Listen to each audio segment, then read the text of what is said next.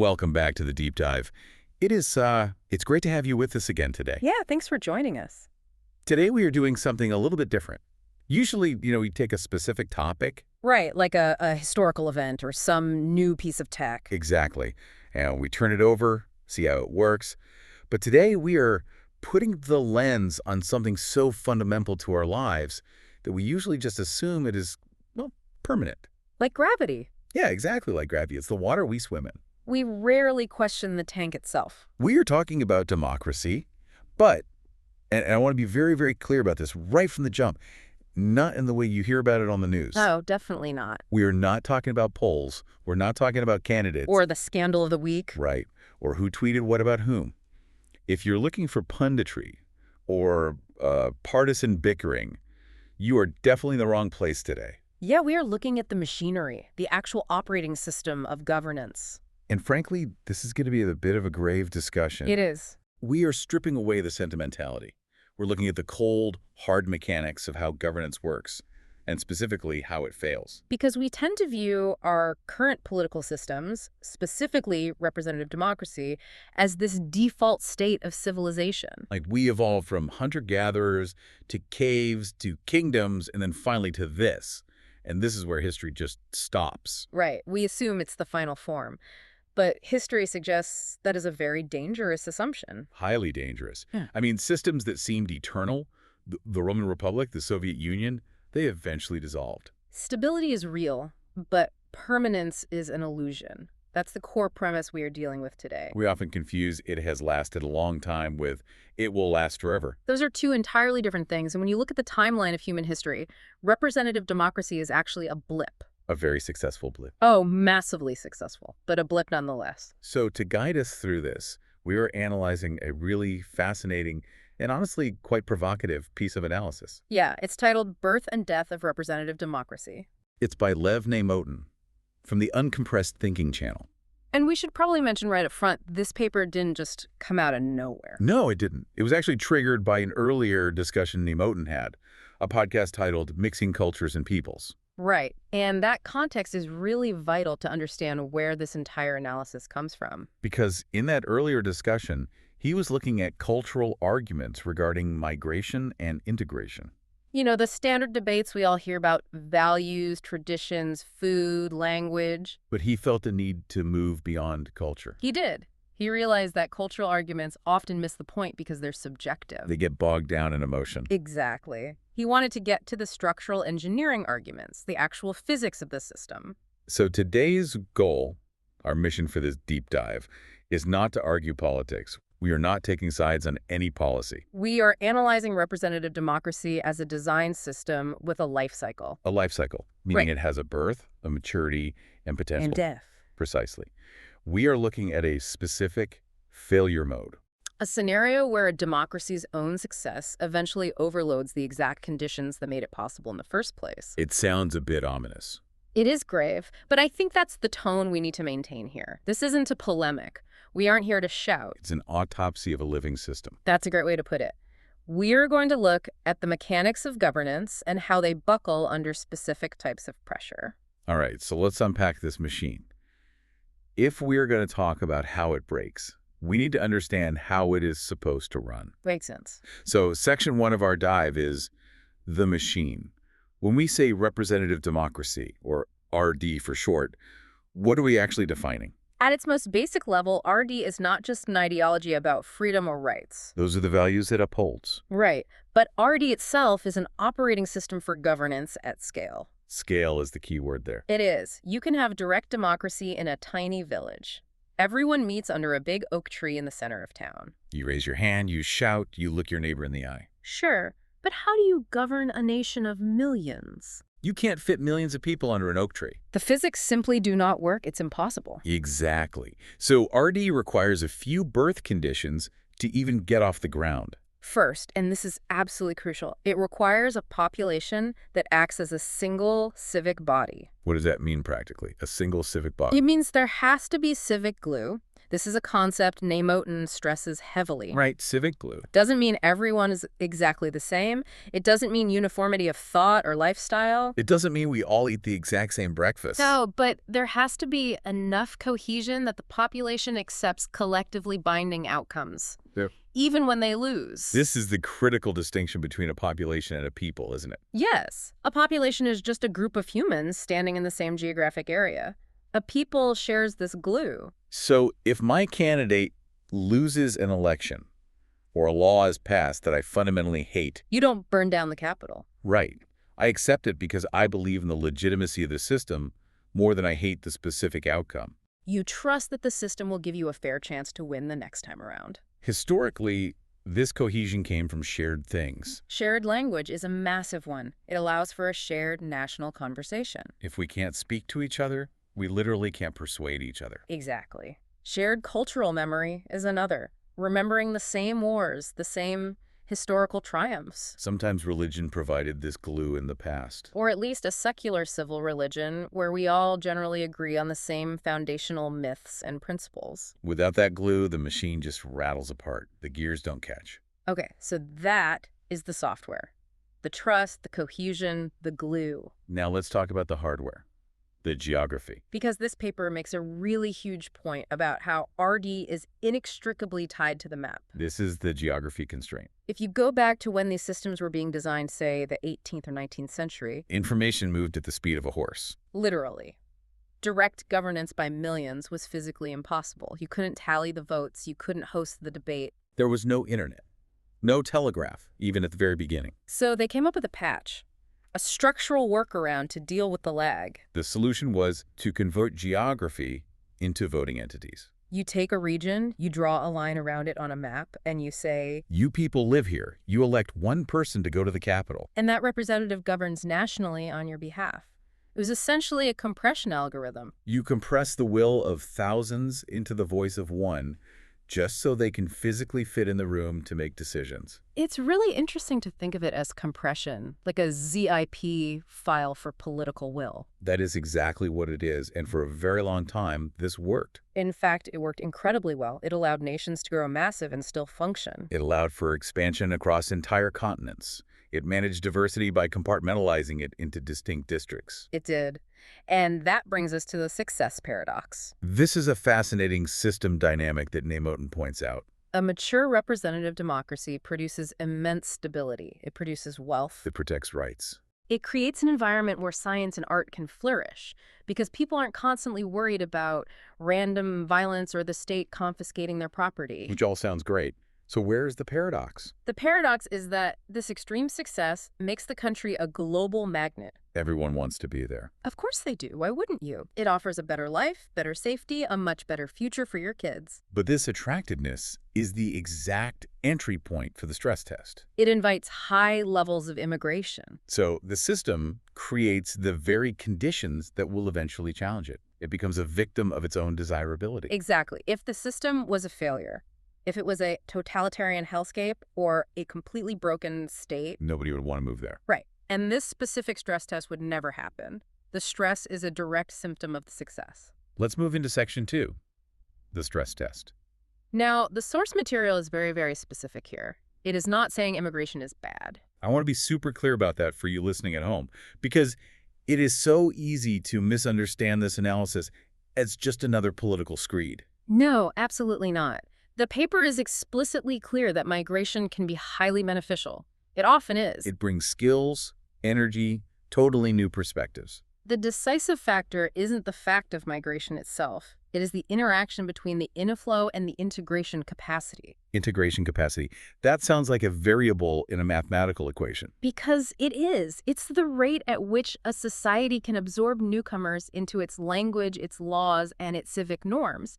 Think of it biologically. Yeah, a body can digest food and turn it into energy, but if you eat too much too fast, Or eat something completely indigestible. the system shuts down. The rate matters, and the digestibility matters. The source creates a really important distinction here between two types of non-mixing. Because I think when people hear the word integration, they immediately worry about erasing culture. Right, demanding everyone eat the exact same food or wear the same clothes. But that is not what Neymotin is talking about at all. He distinguishes between passive non-mixing and aggressive non-mixing. This is the pivot point of the entire argument. If you miss this distinction, you miss the whole theory. Let's define passive non-mixing first. This is the standard story we are all pretty familiar with, right? Yes, this is the standard model. Imagine a family moves to a new country. Maybe the grandmother never really learns the language. She sticks to her own community, cooks her traditional food, maybe doesn't fully understand the local politics. She is socially separate. She lives in a little Italy, or a Chinatown, or a little Odessa. But, and this is the vital part, the outcome is usually temporary. The first generation struggles. But the second generation, they go to local schools, they learn the language fluently. They adopt the host's civic identity. They might keep their heritage, celebrate their traditional holidays, cherish their background, but they become part of that single civic body we talked about earlier. They accept the laws and the legitimacy of the state. The system handles this incredibly well. It is specifically designed to handle this. Okay, so that is the benign version. That is the version that built many modern nations. It's the classic melting pot idea. Right. Now, what is aggressive non-mixing? And I want to be extremely careful here because the source is very specific. This is not about race or ethnicity.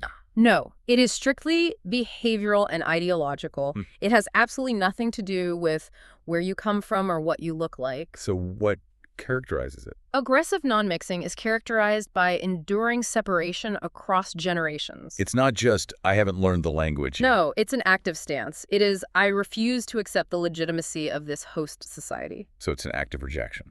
It involves open hostility to host laws. It involves the refusal to internalize the legal order of the country you are in. We aren't talking about people who just want to be left alone in peace. No. We are talking about the creation of parallel structures. Parallel structures like what? Can you give us a concrete idea of what that actually looks like structurally? Yeah. Think about separate education systems that don't just teach a second language, but actively teach loyalties to a foreign or completely different normative order. Teaching that the host country is evil or fundamentally illegitimate. Yes. Think about informal enforcement mechanisms, community justice systems that supersede national law. And intimidation of those inside the community who actually try to integrate. So if a member of that community tries to go to the local police or tries to marry outside the group, They are actively punished by the community itself. exactly. The goal here is not coexistence. It is autonomy. Or, in extreme cases, the eventual replacement of the host framework with their own. It essentially creates a state within a state. And this is where the machine of representative democracy begins to critically malfunction. Because RD wasn't built to handle a group that doesn't just want a seat at the table, but wants to build a different table entirely. Precisely. RD assumes that even if we disagree intensely on tax policy, we agree on the rules of the game. Aggressive non-mixing rejects the rules of the game completely. It uses the rights granted by the system to undermine the system itself. And this leads us to the specific failure mode. It is how this aggressive non-mixing interacts with that geographical constraint we mentioned earlier. This is section 3, the failure mode. This is where the map becomes the trap. Think about basic human nature. Populations naturally cluster. People want to live near people like themselves. People who speak their language, share their customs. That is completely normal. That happens in passive non-mixing too. But in a representative democracy, where power is based strictly on geography, on districts, this clustering has a massive systemic effect. Because if an aggressively non-integrating group concentrates heavily in a specific district, They capture that district politically. they can lawfully elect representatives who then enter the national legislature. Now pause and think about what that actually means for the system.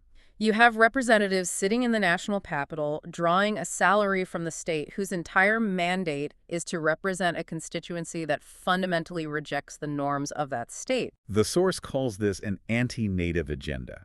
And again, not in a racial sense, but in a normative sense. Contesting the foundational norms of the society itself. Right. These representatives aren't there to negotiate tax rates or debate infrastructure spending. They are there to contest the legitimacy of the order itself. And they use coalition arithmetic to do it. Let's dig into that term, coalition arithmetic. How does that leverage actually work in practice? Well, imagine the parliament is split right down the middle. Or, let's say, 48 to 48, with a small 4% block right in the middle. And this small block consists of these aggressive, non-mixing representatives. Right. And they say to the major parties, we will vote with your side to pass your national budget, but only if you agree to stop policing our specific neighborhoods. Or if you agree to formally fund our separate schools that teach our separate laws. So they become ultimate kingmakers. They extract massive concessions that weaken the enforcement of laws in their specific districts. They normalize parallel legal expectations. Essentially saying, leave us alone to run our enclave our way, or we will block your budget and shut down the entire national government. And this leads directly to fragmented sovereignty. I found this term really chilling when reading the paper. It sounds like something right out of a history book about the fall of empires. It describes the localized collapse of the rule of law.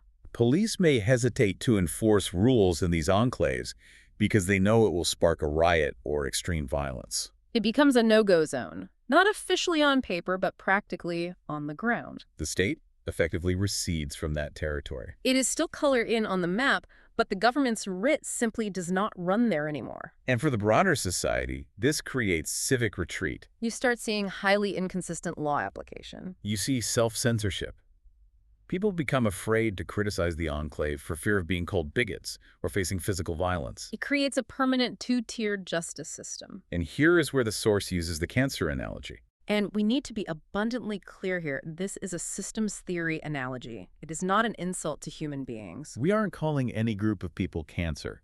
We are describing how a mechanical system behaves when compromised. Right. It's about the mechanism of spread and systemic damage. A cancer is a system where internal processes replicate and expand, eating the cohesion of the organism from within. Even while the outer shell looks totally intact. In this failure mode, the Constitution is still there in a glass case. Elections are still happening on schedule. But the internal cohesion, the civic glue, is being actively consumed. The body looks perfectly healthy from the outside, but the vital organs are actively failing. The shared premise that we are one civic body completely fractures. And once that fractures, politics becomes a brutal battle over the legitimacy of the order itself. Every single attempt to fix it, say demanding better integration or just enforcing basic laws, is instantly seen as partisan warfare. If you try to enforce the law, you are accused of attacking a minority group.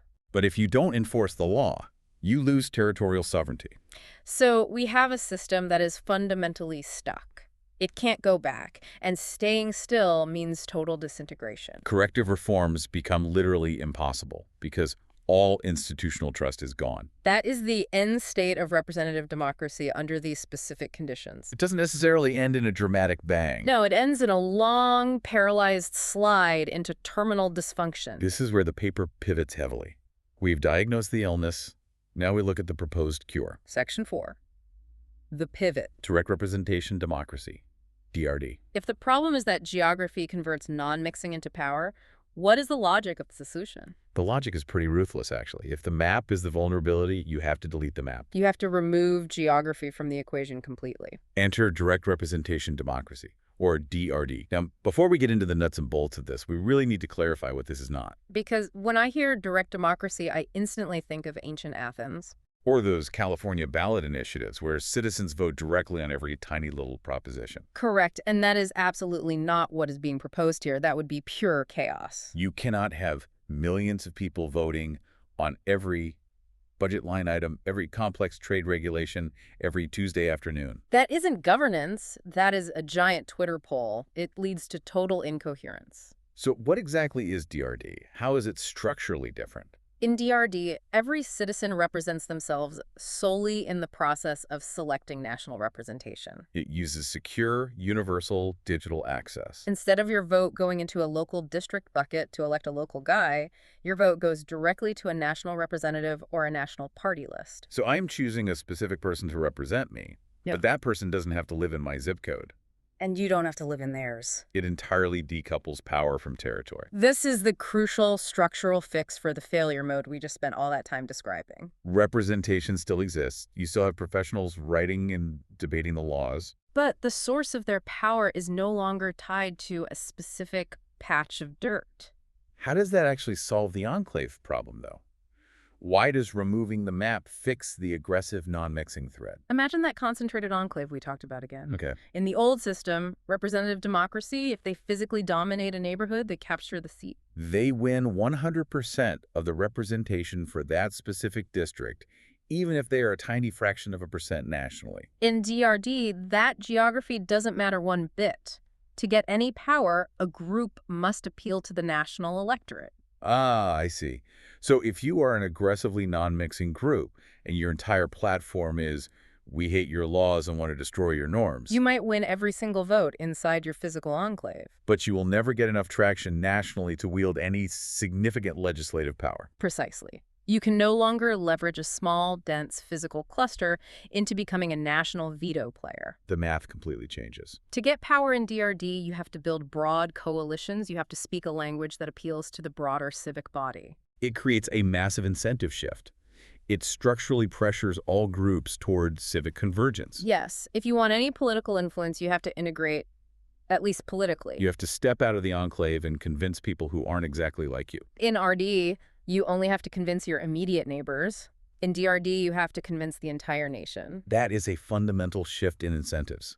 It takes the weapon of territorial capture totally out of the hands of non-integrating groups. It neutralizes the geographical amplifier completely. It restores the principle that power comes from the whole people, not fractured, isolated slices of them. Okay, but this sounds, let's be real, incredibly difficult to actually build. Yeah, we can barely keep our personal email secure. Yeah. And you're talking about moving the entire democratic process onto a digital backbone. Section 5 is engineering DRD.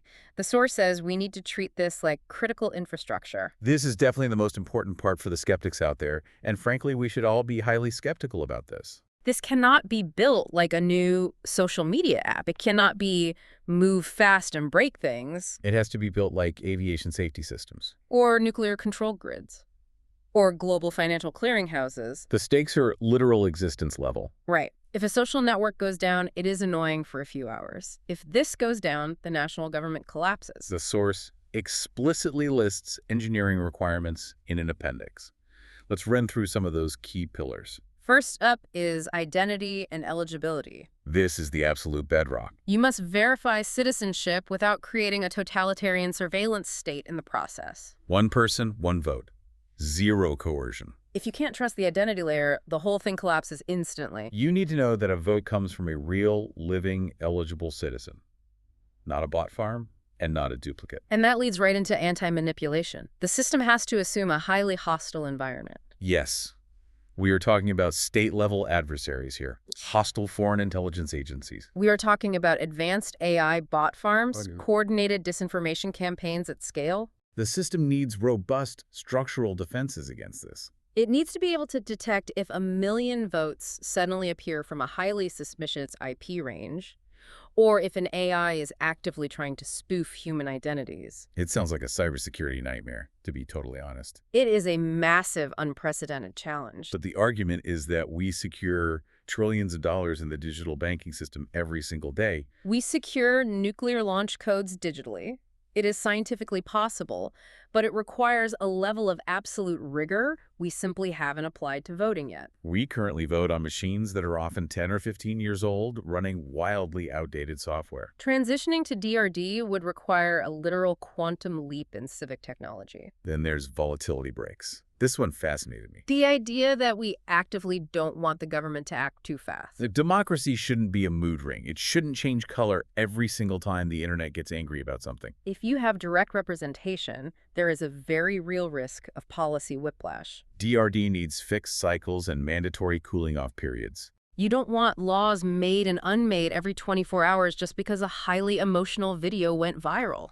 So the friction, the actual slowness of the system, is a feature, not a bug. Correct. You need time for real deliberation. And you need time for the hot emotion of the moment to cool down into cold, rational judgment. The system has to force a pause, mathematically. And transparency. That seems obvious, but it's crucial to get right. End-to-end verifiability. The trust must be mathematical, not just political. You need to be able to prove the vote count is 100% accurate without revealing who voted for whom. We actually have the cryptography to do this now, things like zero-knowledge proofs. It needs to be entirely open source, so independent experts can audit the code continuously. Trust has to be engineered from the ground up, not just assumed. You shouldn't have to just believe the election authority. You should be able to independently verify the math. And finally, rights protection. Because even if everyone votes for something, there are some things they just shouldn't be allowed to do. Majority rule cannot be absolute. That is just the tyranny of the majority. Fundamental rights, free speech, due process, equal protection under the law must be walled off. Hard blocked. Even if 90% of the country votes to ban a specific religion or silence a loud critic, the system must structurally reject that outcome. The Constitution still sits firmly above the voting mechanism. The digital layer is strictly for selecting representatives, not for rewriting the Bill of Rights on a whim. So it is a high-tech solution, but it is still deeply grounded in classic constitutional principles. However, the author is not a utopian. He doesn't think this will magically usher in a flawless paradise. No, and Section 6 covers the risks. He openly admits that DRD isn't perfect. And this is what really gives the paper credibility in my eyes. It is an incredibly honest assessment. DRD essentially swaps one set of severe risks for another set of risks. They trade the territorial failure mode for entirely new operational dangers. What are the big ones? Let's be honest about the downsides for a minute. Information overload is a huge one. Can millions of everyday citizens meaningfully evaluate incredibly complex technical issues? Or will they just end up relying on catchy slogans? If you bypass the local professional politicians, you are asking the general public to do a massive amount of homework. I feel that personally. I struggle to decide what to watch on streaming platforms, let alone deciding on complex international trade tariffs or healthcare regulations. Exactly. And if people are totally overwhelmed, they might just tune out.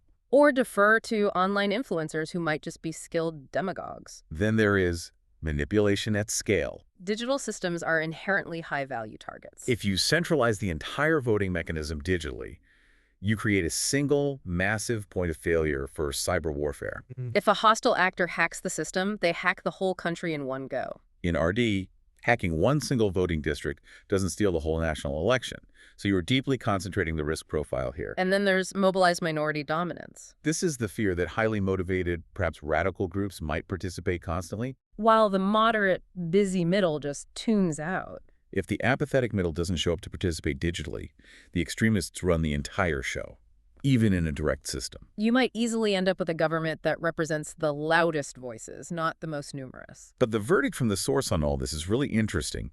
He acknowledges all of these massive risks. He does, but he argues that these are engineering constraints. They are problems to be managed, mitigated, and actively patched by smart people. You can constantly build better firewalls. You can design better user interfaces to handle the information overload. Whereas the failure mode of representative democracy, the territorial capture by hostile groups, is a structural fatal flaw. That is the key comparison to remember. One is a highly difficult engineering problem. The other is a mathematical dead end. Exactly. You can't patch the map problem because the map is the entire system. If the map stops reflecting a single cohesive people, the system breaks permanently. DRD has severe risks, yes, but they are risks we can fight with technology and design. RD has a flaw that is simply terminal once triggered. So where does that actually leave us? We have journeyed from the birth of this system, seen how its own success attracts the exact stress that breaks it, and looked at a highly radical alternative. I think we need to zoom out for the final synthesis here. We are living in a time where the physical constraints that originally created representative democracy, the need for horses and carriages to physically carry paper votes, are totally gone. But we are still stubbornly using the software designed for that ancient hardware. And that outdated software is now actively amplifying our national fragmentation. The evolutionary perspective here is really the key takeaway. RD was a brilliant solution for a very specific time in history. If that design now structurally amplifies division instead of compressing it, the system really only have three possible paths forward. Path 1. It fractures into total instability and fragmented sovereignty. We become a broken patchwork of warring enclaves. Not a great option for anyone involved. Path 2. It hardens into brutal authoritarianism just to force cohesion. The state becomes a police state to keep everyone in line. Also a terrifying option. Or path 3. It actively transforms, it evolves. Into DRD, or at least something structurally similar to it. Into a system that matches the actual reality of modern demographics and modern technology, a system that can handle massive diversity without mechanically breaking apart at the seams. It is incredibly important to remember as we close this out that this analysis applies to any large democracy. We aren't just talking about one specific country today. We aren't pointing fingers at any specific nation or any specific group. No. Any mature democracy that becomes a magnet for migration and eventually faces aggressive non-mixing will face this exact same mechanical failure. It is a universal vulnerability of the model itself. It is pure physics, not partisan politics. So here is the final provocative thought for you to mull over as you go about your day. We talk a lot about saving democracy. It is a constant, almost daily refrain in the media. But are we simply trying to save a specific version of it? The map-based territorial version that is simply no longer compatible with the reality of the 21st century. That is the ultimate question. Is the only way to actually save the ideal of democracy to kill its representative form? That is a massive, heavy question. And one we certainly can't answer for you. But hopefully, we have given you the tools to think about it differently. Not as another exhausting political fight, but as a complex systems engineering challenge. It really is the ultimate design challenge of our era. Lev Nemotin's paper certainly gives us a fascinating blueprint to start having that conversation. It's been a really intense but necessary dive. Thanks for diving deep with us today. It has been a pleasure. See you all next time.